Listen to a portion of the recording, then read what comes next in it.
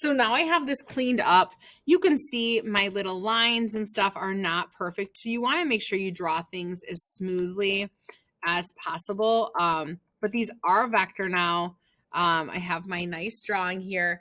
Honestly, for something this simple, I always try to use the simplest route. So I would probably, instead of hand drawing like this rectangle, I would add like little rectangle tools to make it a little more cleaner than my hand drawing. But if you're doing like a contour line drawing or something, this is a great way to turn it into vector and have it in Illustrator so it can be scaled to any size.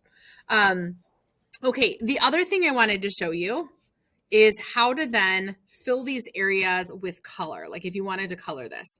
So there's a way to paint in a live traced vector image, and what you have to do is select it, and then you go up to object, and you go down to live paint, and then you go to make. Now the key is, this is gonna make it all these little paintable shapes. So if I click off of it, and I go to like my white arrow tool, I can grab this, and I can like fill it with a color. Like right now it's showing that there's no color. I could put a fill on and it would fill it with a color. I could also, one of the tools that I really love is underneath this shape builder tool, there's a live paint bucket tool. So this tool, I'm just going to click off of here, go to my live paint bucket tool. This will also highlight enclosed areas.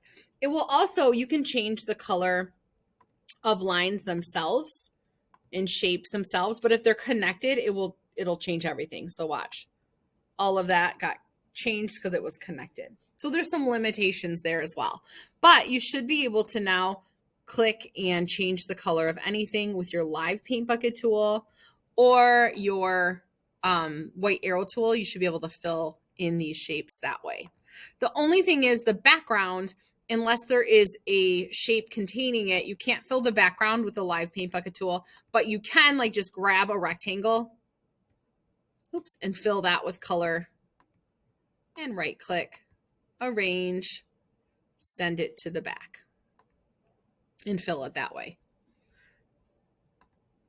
So this can be really cool. In the past, we've done Zentangles and stuff where it's really intricate line drawings.